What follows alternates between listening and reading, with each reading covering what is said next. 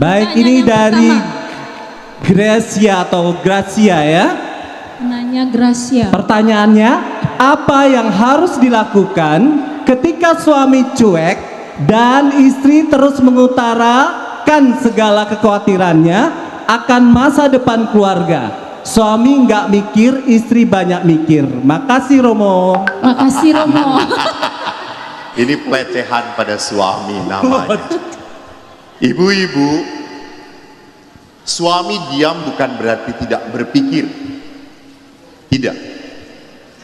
Dia pelan-pelan mengolah batinnya.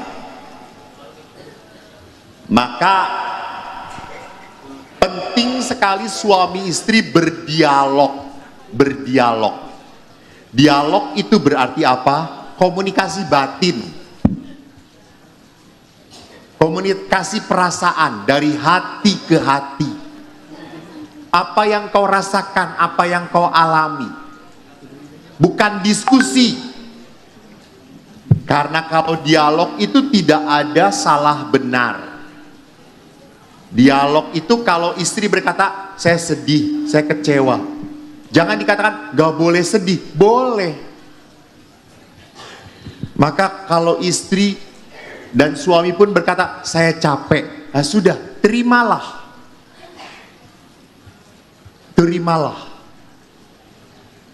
Dengarkan.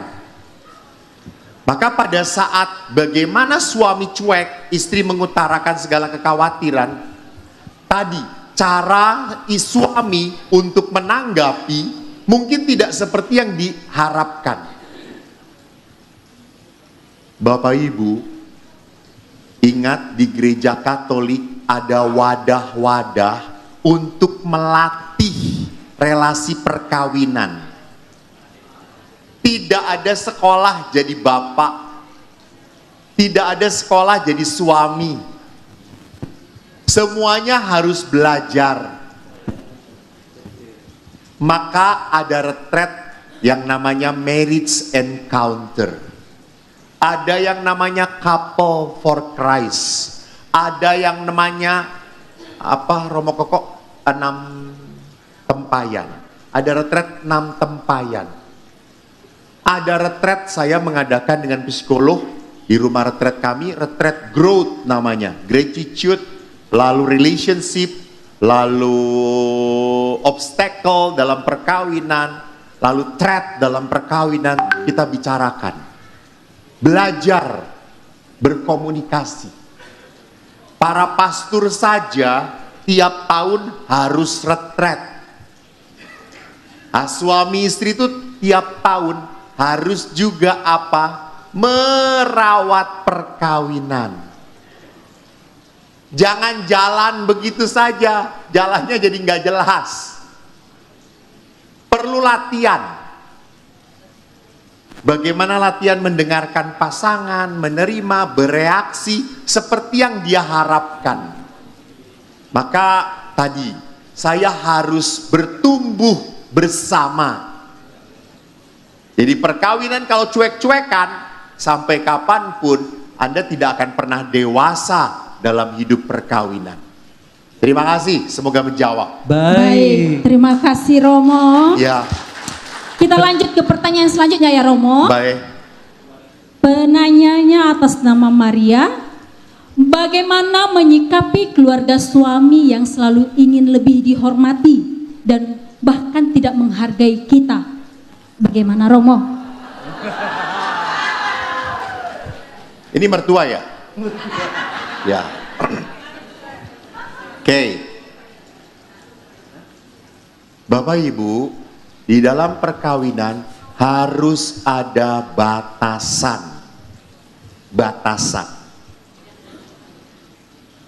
Jadi sama tadi, boleh nggak suami reuni? Boleh nggak suami jalan dengan teman-temannya? Ada batasannya. Ngomong, Pak, kamu boleh dengan teman. Cuma lihat, jangan hari Minggu. Karena hari Minggu adalah keluarga kita. Nah, itu batasan. Hari Minggu tolong ini untuk saya dan anak-anak. Itu batasan. Mah, kalau kita makan malam, tidak ada angkat telepon. Kita sama-sama makan, duduk bareng-bareng. Itu ada batasan. Karena kalau tidak ada batasan, akhirnya nggak jelas. Ini penting kok, semua menganggap penting. Akhirnya tidak dipentingkan hidup keluarga. Dengan anak-anak juga harus ada batasan. Kapan anak-anak bisa diatur, dan boleh saya mengatur, kapan anak-anak sudah tidak boleh diatur lagi. Setelah mereka menikah, Anda boleh usul, boleh. Boleh ngomong, boleh. Tapi tidak semua omongan orang tua harus dilakukan. Ingat perintah Allah yang keempat, apa bunyinya? Perintah Allah yang keempat, apa bunyinya? Allah berbicara pada siapa?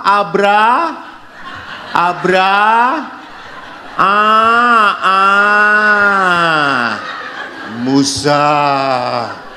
Perintah keempat apa? Hormatilah orang tuamu. Tidak dikatakan lakukan apa yang orang tuamu minta. Hormati. Jadi menghormati itu bukan berarti harus nurut. Tidak. Maka pada saat maaf. Oh, ini keluarga suami terlalu intervensi. Yang ngomong dengan suami. Jangan diem-dieman. Karena ada yang diem-diem, suami ngasih uang ke ayah ibunya. Tanpa ketahuan istri. Karena kalau ketahuan istri akan berdoa litani. Litani tanpa henti. Jadi harus terbuka. Kita harus nolong orang tua kita. Yuk, kita bantu papa kamu yang sedang sakit. Ya, nanti kan enak. Kalau keluarga saya pun punya masalah, dibantu. Ingat, di dalam perkawinan Indonesia, Anda bukan hanya menikah Anda dan pasangan, tapi keluarga Anda pun harus Anda sayangi. Keluarga pasangan Anda pun harus Anda sayangi. Tetapi sekali lagi ada batasan. Karena kalau tidak ada, intervensinya bisa merusak relasi suami istri. Sekali lagi, siapa yang buat batasan itu? Siapa yang buat batasan itu? Siapa? Bukan diri kita, suami istri yang harus membuat batasannya. Terima kasih, semoga menjawab. Baik, terima kasih Romo. Ya. Pertanyaan. Selanjutnya untuk pertanyaan berikutnya dari Wina ya. Bagaimana jika kita belum terpanggil menikah atau belum menemukan pasangan, apakah bisa mendapat karunia pengudusan seperti yang didapat dalam sakramen perkawinan? Dan keselamatan apa yang didapat? Wah. Banyak yang nggak mau nikah ini Romo. Pertanyaan apa? Bagaimana jika kita belum terpanggil Iya, saya udah bisa baca, berarti... itu bisa baca saya juga. Jadi kalau tidak menikah itu bagaimana Romo? Iya. Ada beberapa ya di sini belum menikah. Bapak Ibu, cukup banyak anak muda sekarang takut menikah. Betul. Karena contoh yang seperti ini. Betul. Mereka takut. Cukup banyak. Ingat, jadi pastor suster bukan karena tidak ada pilihan lain. Bukan karena ditolak cintanya. Sorry. Karena ada beberapa para istri juga mengatakan, Romo, saya sudah capek dengan suami saya suruh suami saya jadi Romo saja ya. Saya berkata, maaf, kami tidak menerima barang second.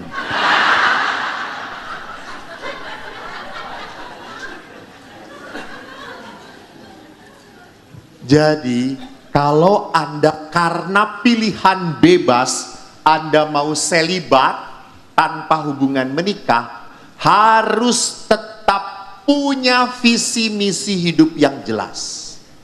Kenapa?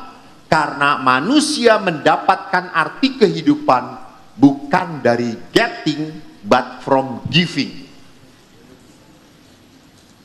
Bu, Pak, kalau Anda sudah capek, Bapak kerja, pulang ke rumah, ada anak-anak Anda teriak-teriak, Papa, Papa, apakah capek Anda bertambah atau tidak? Saya tanya bapak-bapak, ya Allah Tuhan, kapan ibu-ibu ini bertobat? Ya Allah. Ih.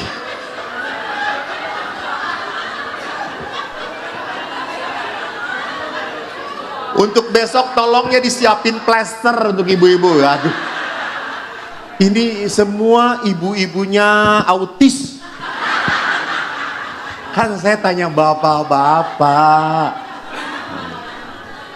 Apa Bu? Bukan gak mau jawab, ibu lebih duluan. Jadi bapak-bapak diam aja udah.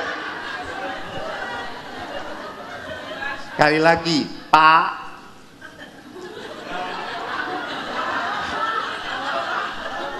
Kalau Anda pulang kerja capek, lalu tiba-tiba anak Anda datang, Mama memeluk Anda makin capek atau tidak? Papa. Salah gue. Nah, apa Pak yang dirasakan? Hilang capeknya, betul. Lihat anak jadi hilang capeknya. Lihat istri, capek lagi. Ya. Apa yang saya mau katakan? Kita seringkali mendapat motivasi dari anak-anak.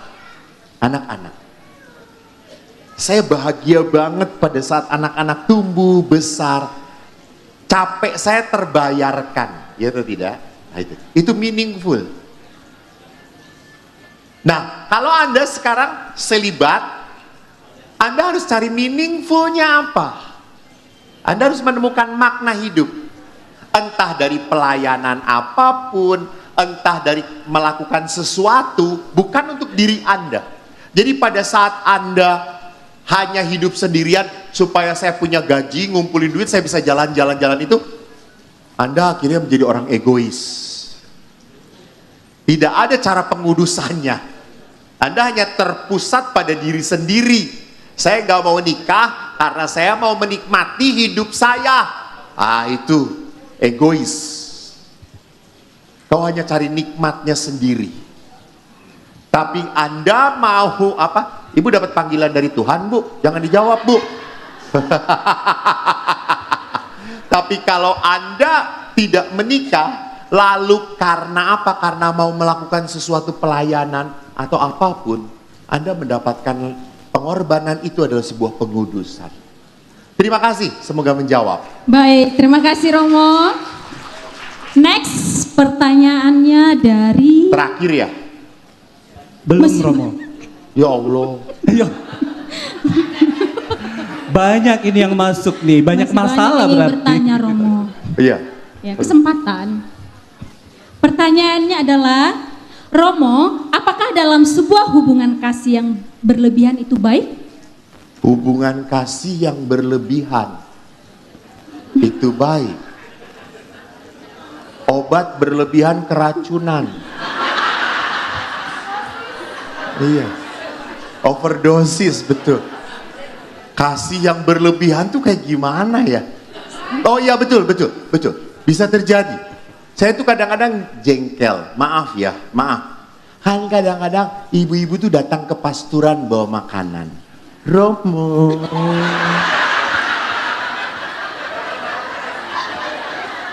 Kan udahlah, kalau udah naruh ya sudah, pergi sana gitu.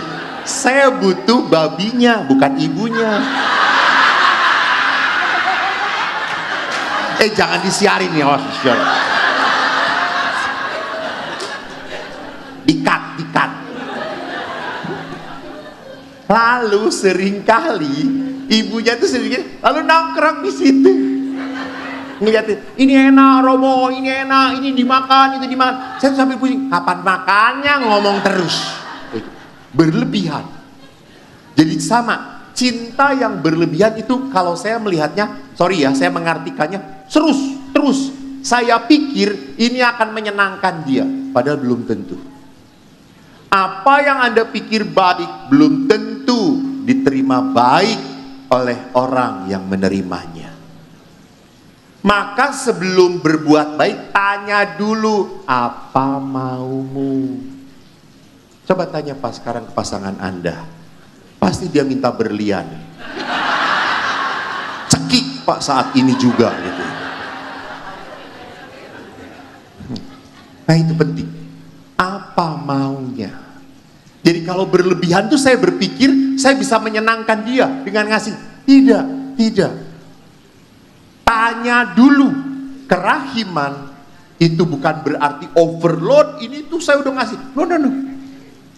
Berkat Allah mengalir betul karena memang manusia butuh. Dan Tuhan tahu kebutuhan kita. Tetapi manusia pada saat mau memberikan kasih, Anda harus tanya apa yang Anda butuhkan. Maka Yesus bagus. Kau memberi aku minum pada saat aku haus. Kau memberi makan pada saat aku lapar. Kau beri aku pakaian pada saat aku telanjang. Kau mengunjungi aku pada saat aku di penjara. Pas. Itu cinta. Dan dalam kasih berkat Tuhan jangan takut. Jangan. Saya kan pernah dikasih sama ibu-ibu tas. Tasnya bagus. Tapi saya sudah punya tas yang enteng. Saya nggak pakai tas itu. Suatu hari ada pegawai Pratista mau kuliah. Saya tanya, kamu mau kuliah? Iya. Dia cuma bawa buku gini. Kamu nggak punya tas? Nggak punya Romo. Saya kasih. Saya kasihkan tas itu. Dia senang sekali pakai. Saya baru tanpa sadar, saya mau beli sesuatu di Tokopedia, ngeliat tas itu harganya 5 juta. Mahal banget. Ini cuma 250.000. Mahal banget.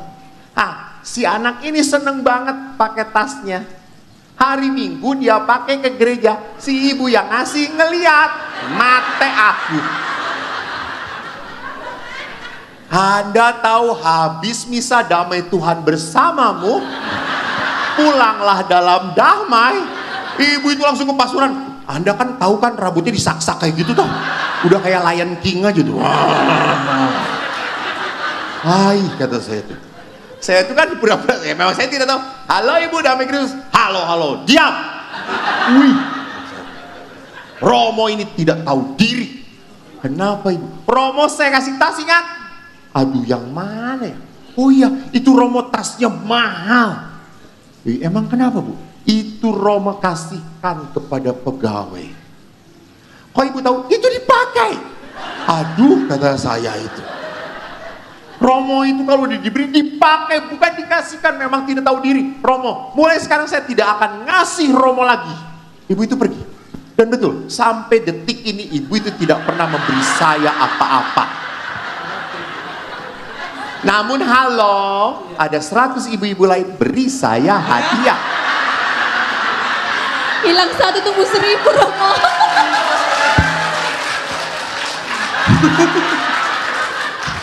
Berarti mati 1 tumbuh 1000. Wah. Kalau Anda lihat pintu 1 mati, ada 1000 pintu yang dibuka. Wah. Bukan hai.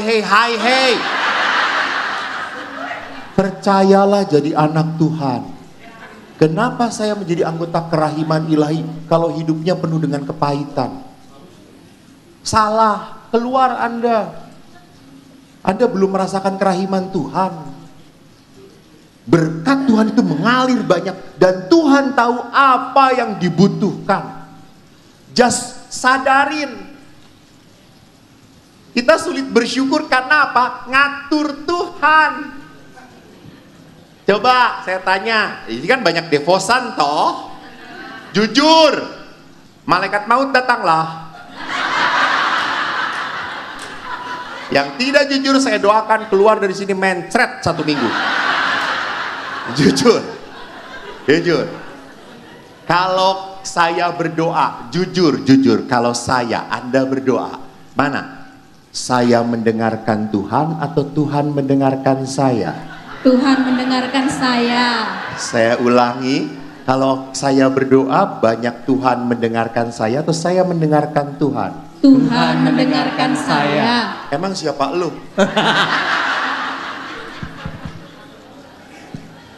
Tuh lihat, saya ingin ngatur Tuhan. Di doa kita ada doa puji syukur, ada syukurnya. Dalam doa-doa kita ada rasa syukur, doa syukurnya atau tidak? Dikit, mintanya banyak.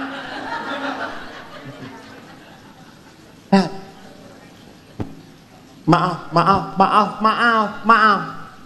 Seringkali saya menempatkan diri sebagai pengemis, bukan anak Allah. Pengemis itu apa nggak pernah puas? Dikasih berapapun kurang, minta terus, minta. Kita tuh anak Tuhan. Tuhan tahu, itu kebaikan Tuhan tuh karena Dia murah hati. Maka tadi kebaikan kepada orang lain, saya harus tahu seperti Tuhan murah hati. Maka di tahun kerahiman itu dikatakan, hendaklah engkau murah hati karena Bapamu adalah Bapa yang penuh kemurahan. Maka bagaimana saya bisa murah hati pada orang lain? Tanya, apa yang dia butuhkan? Apa yang dia butuhkan? Apa yang dia perlukan? Saya sebelum jalan ke sini, saya karena pagi-pagi berangkat, saya tinggal di hotel. Lalu saya naik taksi.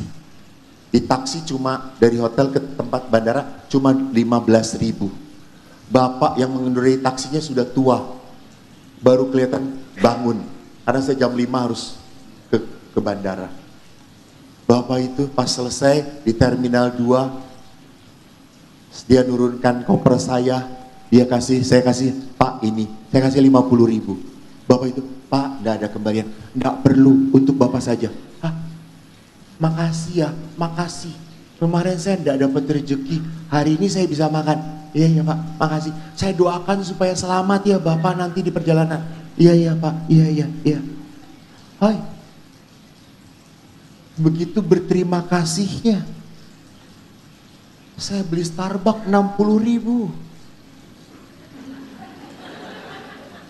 Kenapa saya untuk ngasih 50.000 saja suka mikir. Beli di Mang harus ditawar. Sampai Mang itu mau meninggal gitu ya. Pokoknya kan kalau ibu-ibu kalau sebelum dia mati tawar terus. Saya diajarin sama ibu saya, nawar tuh setengahnya dulu. Pura-pura nggak beli, pergi, nanti juga manggil lagi. Nah, saya pernah dengan ibu saya belanja, kita tinggalkan. Nggak manggil lagi, Bu, kok nggak dipanggil? Kita balik lagi gitu ya. Wanita tanpa malu, coy. Mengapa? Sulit kita berbelas kasih. Kita selalu mikir, jangan-jangan, apalagi kalau udah namanya toiletnya free, kenapa kok nggak mau ngasih 10.000? Kenapa sih? Oh kita nanti dia kayak, 5 tahun lagi datang ke situ tetap jaga toilet. Maaf, kita menjadi anak Tuhan murah hati. Jangan pernah takut Anda bermurah hati, tak akan pernah kehabisan. Jangan cuma manggut-manggut. Loh, sekarang lihat. Kalau saya punya air di tong. Ya, di tong airnya. Saya diemin airnya. Apa yang terjadi dengan air itu? Kotor. Ada jentiknya. Betul? Tapi bagaimana supaya air itu tetap segar? Kasih pipa keluar. Nanti yang masuk selalu air segar. Betul atau tidak? Berkat Tuhan selalu baru di saat Anda mau menyalurkan.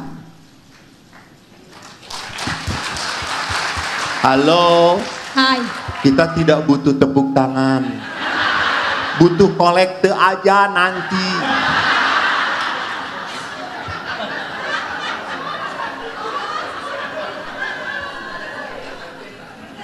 Ada kolekte. Oh sudah, nanti ada lagi saudara-saudara.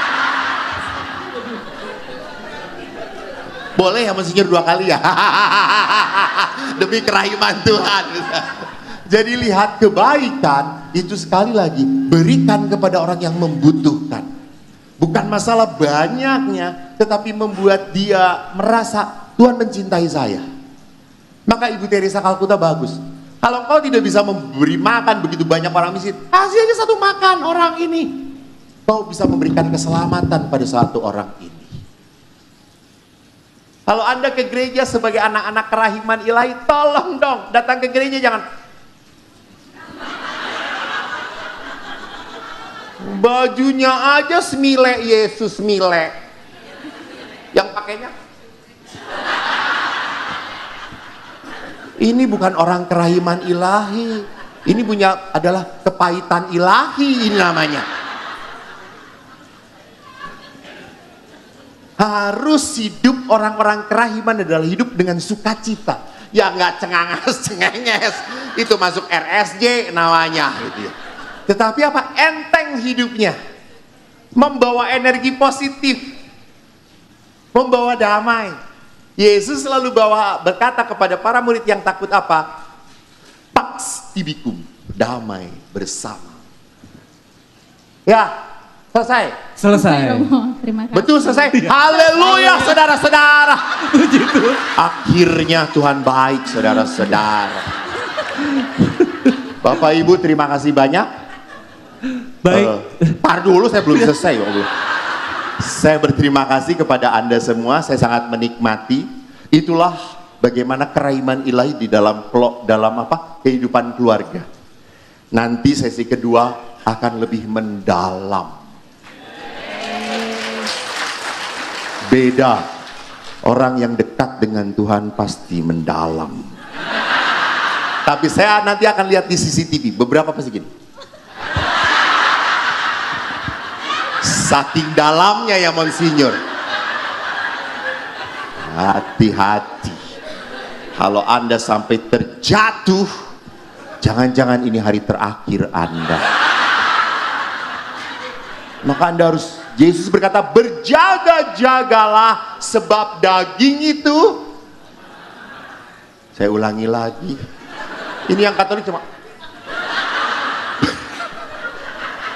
berjaga-jagalah sebab daging itu lemah. Maka setelah makan malam jangan makan daging. Jangan makan jagal ya. Dan kalau nanti saya titip sesi kedua, tolong bawa semuanya dari sana tusuk gigi.